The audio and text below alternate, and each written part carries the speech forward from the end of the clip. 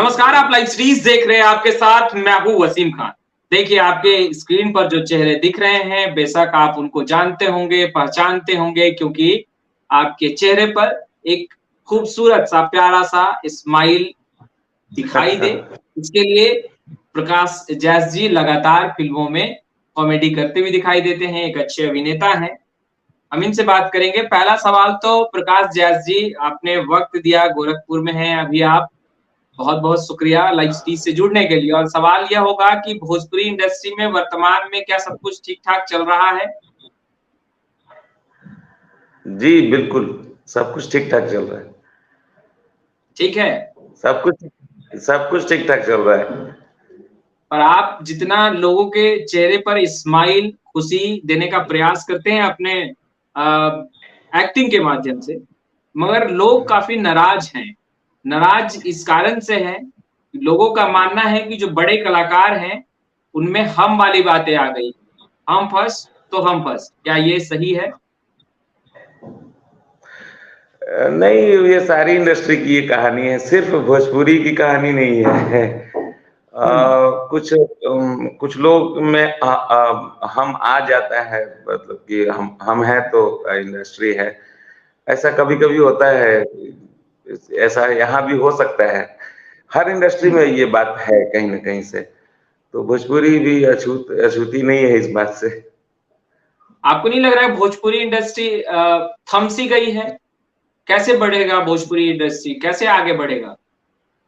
हम लोग काफ़ी सोचते रहते हैं कि कैसे बढ़े भोजपुरी इंडस्ट्री, लेकिन वहाँ जो सरकार है, बिहार सरकार, वो हुँ। नहीं सोचती है। वो पता नहीं, उनके पास समय नहीं है या इस सेक्टर पे ध्यान ही नहीं है। मैं अभी उत्तर प्रदेश में शूटिंग कर रहा हूँ, गोरखपुर हुँ। में हूँ। यहाँ की सरकार सब्सिडी देती है, तो अभी एक हुँ। साथ उत्तर प्रदेश में 20 से 25 फ़िल्मों की शूटिंग चल रही है। ये 20 से 25 अच्छा। फ़िल्मों की जो शूटिंग चल रही है, ये कहाँ के हुँ। लोग हैं? ये मुंबई फ़िल्म इंडस्ट्री से ही तो लोग यहाँ आए हैं काम करने। बिल्कुल। लेकिन बिहार में अभी आप काउंटिंग करने जाएँगे तो 2 फ़िल्मों की भी शूटिंग नहीं चल रही होगी। हुँ। इस पे ध्यान ही नहीं है। हमारे सारे सिनेमा हॉल कोरोना हॉल के बाद से बंद पड़े हैं। उस पे कोई ध्यान हुँ। ही नहीं है। और अक्सर ये सवाल किया जाता है, जैसा आपने शुरुआत की कि सब कुछ ठीक-ठाक चल रहा है। हम हिम्मत रख बाँधे हुए हैं और बोलते भी हैं कि हाँ, सब कुछ ठीक-ठाक चल रहा है। एक्चुअल में सब कुछ ठीक-ठाक तो नहीं चल रहा है। जब तक सिनेमा हॉल ठीक से नहीं चलेगा, तब तक हम लोग ठीक से नहीं चल पाएँगे, लेकिन हिम्मत हारे नहीं हैं हम लोग और ये बोलते रहते हैं कि हाँ जी, सब कुछ ठीक-ठाक चल रहा है। मुझे आपका मैं इंटरव्यू एक देख रहा था प्रकाश जैस जी, शायद वो बहुत पहले जी। का है मगर आप अपने मुख से कहते नज़र आ रहे हैं कि मुंबई जाना था और पैसे का बहुत अभाव था, तो आपकी जो माँ हैं उन्होंने आपको सोने का चैन दिया और बेटा कहा कि बेटा ये रख लो, ये काम आएगा और ये किसी को पता भी नहीं चलेगा। तो आज जो वर्तमान में भोजपुरी इंडस्ट्री की स्थिति है और जो सवाल खड़े हो रहे हैं बाखूबी आप भी उससे अवगत हैं। आपको नहीं लगता कि माँ का वो त्याग, वो तपस्या आज कहीं न कहीं उन चीज़ों को याद करते हैं, आपको कैसा लगता है? बहुत इमोशनल हो जाता हूँ आज अगर याद करता हूँ। जैसे आप बोल रहे थे तो मैं अभी-अभी अंदर से पुरानी बातें याद आ जाती है। तो वो माँ का चे सोने का चेन नहीं था, माँ का आशीर्वाद था। तो वो बिल्कुल। सोना तो एक वस्तु है। एक्चुअली में वो आशीर्वाद था जो मुझे लगा है। हुँ। हाँ, तो मेरा सवाल ये था जो अभी नए कलाकार हैं और जिस तरीके से जिन चीज़ों को वो परोस रहे हैं, सवाल साफ है अश्लीलता को लेकर। तो आपको नहीं लगता कि एक बड़ा दायित्व जो है वो बड़े कलाकारों का है, सुपरस्टार जो बन चुके हैं उनका है कि जो नए कलाकार हैं उनको जागरूक किया जाए, ताकि भोजपुरी भाषा पर जो सवाल उठ रहा है, वो ना उठे? बिल्कुल, बिल्कुल, आप सही कह रहे हैं कि ये जो अश्लीलता जो रील के माध्यम से है, गानों के माध्यम से है, आप हुँ। देखेंगे कि सिनेमा के माध्यम से अश्लीलता पूरी तरह से खत्म है क्योंकि सेंसर बोर्ड हम लोग को हाँ। जो हम लोग सिनेमा बनाते हैं, उसको पहले सेंसर बोर्ड में भेजी जाती है ना फ़िल्म, तो वहाँ से हुँ। वो सेंसर होके आती है, तो सिनेमा में अश्लीलता आप देखेंगे धीरे-धीरे गायब है। हम लोग तो अब टेलीविज़न की ऑडियंस को भी पकड़ रहे हैं, like before you, Bhojpuri, entertain, Rangeela, Zee Bioscope, ये सब जो चैनल्स हैं, आज से 2 साल पहले ये सारे चैनल्स नहीं थे। तो अभी पारिवारिक फिल्मों को हम लोग ज्यादा बना रहे हैं, ताकि टेलीविजन पे जो ऑडियंस है वो लेडीज ऑडियंस है। लेकिन ये जो रील्स है, ये जो छोटे-छोटे वीडियोस हैं, इसमें सेंसरशिप नहीं है एक्चुअली में। आप कुछ भी अपलोड कर सकते हैं, इसकी आजादी दे रखी है सरकार ने।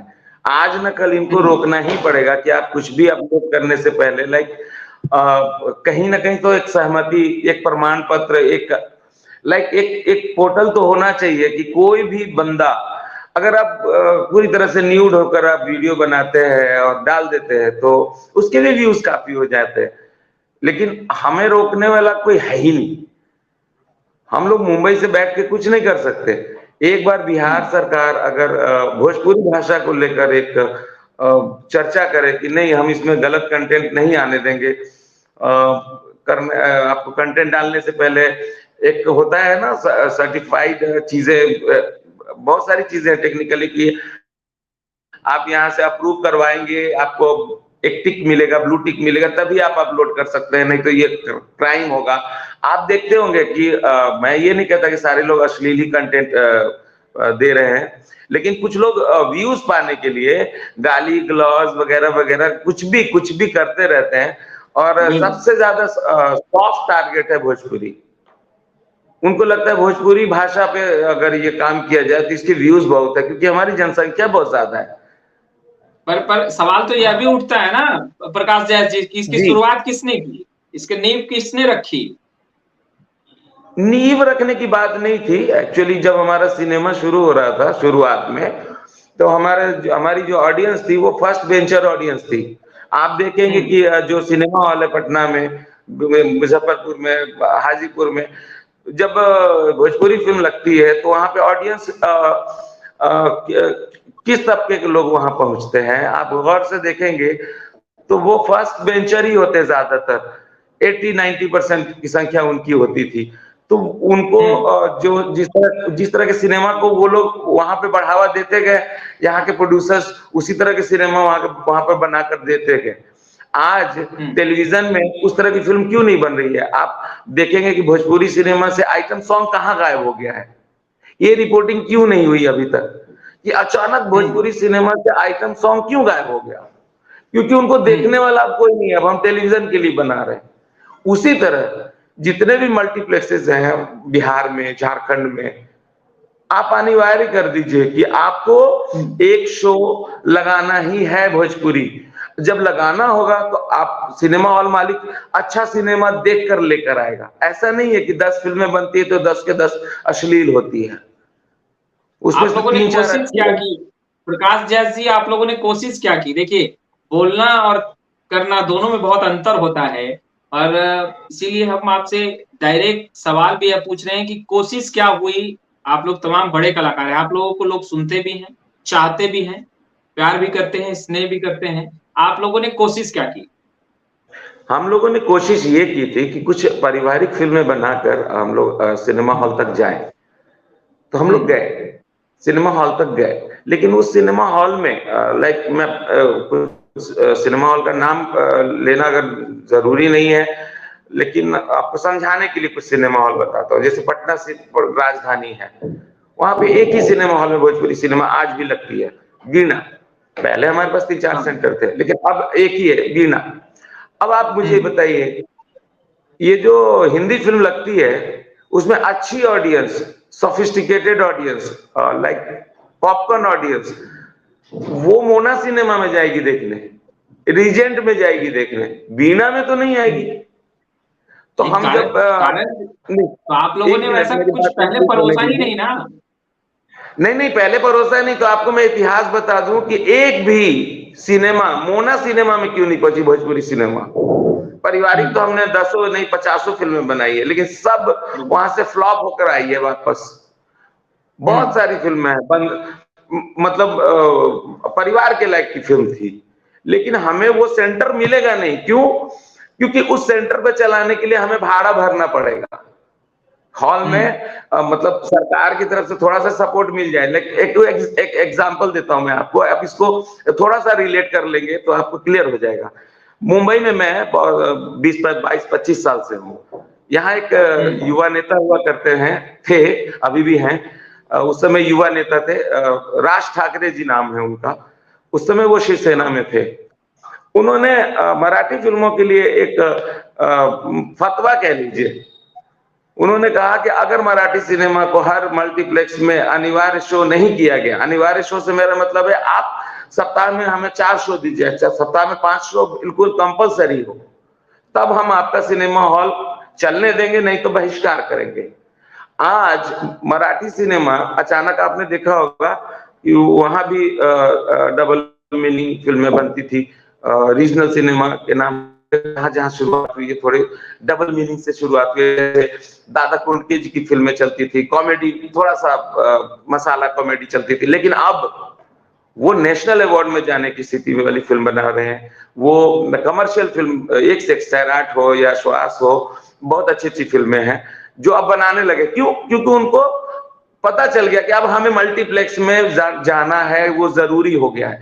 जिस दिन हम लोगों को पता चल गया कि Mona, Regent, like any multiplex, हम उसके लिए भी सिनेमा बना सकते हैं। ये जो टेलीविजन पे फिल्में आप देख रहे हैं, बिफोर यू भोजपुरी पे, जी बाइस्कोप पे या इंटरटेन रंगीला पे, जितने भी चैनल से, जियो अभी एक ऐप है, इन सब पे सिर्फ और सिर्फ पारिवारिक फिल्में ही दिखाई जा रही हैं जो टेलीविजन पे रिलीज हो रही है।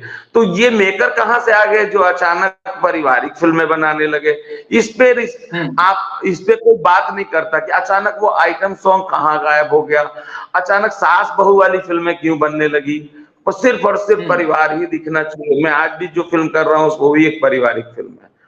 तो अब बिल्कुल ऊपर से लोगों को पता चल गया कि हमारे पास हॉल है ही नहीं, टेलीविजन है, तो हम ऑडियंस को टारगेट करके फिल्म बनाते हैं। क्योंकि जो मेकर होते हैं ना, जिनका पैसा लगता है, ये व्यावसायिक दौर में ना पैसा वहीं पे लोग लगाना चाहते हैं जहां से रिकवरी हो। वो रिकवरी का चक्कर है। हम एक एक्टर होने के नाते हमने बड़ी कोशिश करी कि हमारा सिनेमा गंदा ना जाए, लेकिन यहाँ सेंसर बोर्ड तो एक्टिव हो गया। जब से ये सेंसर बोर्ड थोड़ा सख्त हुआ है, ए सर्टिफाइड फिल्मों को सर्टिफिकेट दिया जाता है, लेकिन हमारे यहाँ जो एल्बम वर्ल्ड है उसने भोजपुरी को थोड़ा अश्लील किया हुआ है। मैं सारे भोजपुरी सिंगर को अश्लील नहीं कहता, एक ही भोजपुरी कोई उठाता दिख नहीं रहा ना प्रकाश जी, कोई आवाज उठाता तो दिख नहीं रहा। खेसारी लाल यादव ने लाइव सीडी से बात करते हुए कहा कि भाई मैं किसी से जाकर मिलूं तो लोग मुझे कहीं ना कहीं राजनीति से जोड़ देंगे। तो अगर ऐसी बातें अगर बड़े कलाकार कहने लगेंगे तो फिर तो बदलाव दिखेगा ही नहीं। मैं खेसारी लाल यादव जी को इसमें नहीं लाना चाहूंगा। वो इसलिए, ये उसके ऊपर भी 3 हमारे हीरो हैं जो सांसद हैं। हाँ, मनोज तिवारी भैया हैं, रवि किशन जी हैं, दिनेश लाल यादव जी हैं। हम लोग इन लोग से भी बात करते रहते हैं, कभी कभी अपनी बात रखते हैं उनके सामने, भैया एक बार बिहार सरकार से कनेक्ट हुआ जाए। पता नहीं क्यों, आप देखिए तो सही, भोजपुरी आर्टिस्टों का बिहार सरकार से कनेक्शन है ही नहीं। उत्तर प्रदेश में रामायण क्या लगता है प्रकाश जी, इसके पीछे का कारण क्या लगता है? मान लिया गया है कि भोजपुरी का कुछ हो ही नहीं सकता, ये ऐसे ही रहने वाले हैं। हार मान चुके हैं सब। हम नहीं, हम तो अपना काम कर रहे हैं। और टेलीविजन पे जो टीआरपी आ रही है ना पारिवारिक फिल्मों की, वो तो हम हार नहीं माने। जब तक सिनेमा हॉल, आपको छोटी सी जानकारी दे दूं कि हमारे पास पहले बिहार में 250-300 सिंगल थिएटर हुआ करते थे। आज आप अखबार उठाकर देखिए सिंगल थिएटर की संख्या कितनी है बिहार में। I think 40-50। हम भारत में सबसे बड़ी आबादी वाले स्टेट्स जो है उसमें एक है उत्तर प्रदेश, और सेकंड पोजीशन पे हम स्टैंड करते हैं। पहले सेकंड पोजीशन पे महाराष्ट्र स्टैंड करता था, पॉपुलेशन वाइज कह रहा हूं। पहले पे Uttar Pradesh, second largest populated state है हमारा बिहार। इतनी जनसंख्या है और हॉल कितने हैं? 30, 40, 35। वहां भी पहले हिंदी फिल्म को प्रमुखता दी जाती है। बिहार में हिंदी फिल्म को प्रमुखता दी जाती है, भोजपुरी भाषा को लेकर कोई अवेयर नहीं है। ऐसा कैसे हो सकता है? आपको नहीं लगता जब बड़े कलाकार एक साथ आएंगे, आपको नहीं लगता जब बड़े कलाकार एक साथ आएंगे तो एक बड़ा बदलाव हो सकता है? आप सही कह रहे हैं कि बड़ा बदलाव हो सकता है, लेकिन बिहार सरकार की जो कुछ नीतियां हैं वो समझ से परे है। लाइक उनकी स्पीड समझ में नहीं आती। यहाँ पे कुछ भी होता है उत्तर प्रदेश में, महाराष्ट्र में, दिल्ली में, तो उसका रिजल्ट 2-3 दिन बाद आ जाता है। वहाँ अब तो ज्ञापन नई सौंपने सरकार जाते चल हैं। रही है और अब तो नई सरकार चल रही है और कहाँ पे? कहा भी जा रहा है कि कहाँ नई पे? सोच के साथ जो है वो बढ़ा जाएगा। तो आपको नहीं लग रहा कि अब कनेक्ट होने की आवश्यकता है? बिल्कुल है, और मैं भी सुनता रहता हूँ न्यूज चैनल के माध्यम से कि एक्टिव गवर्नमेंट है। मैं किसी पार्टी विशेष का मतलब समर्थन नहीं करना चाहूंगा। मैं सिर्फ उनसे बात कर रहा हूँ जो लोग अभी सरकार में है। मैं जो तेजस्वी यादव जी हैं, नीतीश कुमार जी हैं, ये लोग जो मुख्यमंत्री हैं, उप मुख्यमंत्री हैं, ये जो हमारी बात अगर वहां तक पहुंच रही है, बिल्कुल सही कहा आपने। एक बार फिर से रिकनेक्ट करने की जरूरत है और हम कोशिश करेंगे भी। हम पीछे नहीं हटने वाले। अब होता क्या है, हम जब भी कनेक्ट होते हैं एक न्यूज बन के रह जाता है कि बिहार सरकार बिल्कुल। फिल्म सिटी को बढ़ावा देने के लिए ये करने जा रही है। वो न्यूज उस हेडलाइंस के बाद क्या हो रहा है नहीं मालूम। बाकी स्टेट्स में कोई न्यूज बनता है तो उस पर अमली जामा पहनाया जाता है, कुछ काम चल रहा होता है। ऐसे ही नहीं, मैं कह रहा हूं ना, उत्तर प्रदेश सरकार की मैं तारीफ नहीं करना चाहता, बहुत तारीफ करना चाहूंगा। सिर्फ तारीफ नहीं, बहुत तारीफ। यहाँ पे सब्सिडी मिलता है। अब भोजपुरी सिनेमा को सब्सिडी अगर बिहार सरकार अनाउंस कर दे तो क्या गलत हो जाएगा? वहां पे 20-25 फिल्मों की शूटिंग होगी, तो क्या वहां पे रोजगार को बढ़ावा नहीं मिलेगा? इस पे कोई बात ही नहीं करता। हमारे यहाँ शूटिंग नहीं होती, चलिए हमारे यहाँ शराबबंदी है, शराबबंदी है, इस वजह से ऐसे ही टेंशन चल रहा होता है। अब आप ये मत कहिएगा कि मैं शराबबंदी के खिलाफ हूं। अब ऐसे भी हम लोग तो उसका सपोर्ट करते हैं, पूरा बिहार उसको फॉलो कर रहा है। तो फिर ये सिनेमा इंडस्ट्री जो पीछे चला जा रहा है, आप सिर्फ और सिर्फ सब्सिडी अनाउंस करवाइए, देखिए बिहार में कैसा बाजी पलट जाएगी। एक्चुअली उत्तर प्रदेश में बिहार के आर्टिस्ट जितने लोग हैं ना, वो उत्तर प्रदेश में जो काम कर रहे हैं ना बिहार में के आर्टिस्ट, उनसे पूछा जाता है कि आपका आधार कार्ड कहाँ का है, तो वो बोलते हैं हमारा बिहार का है।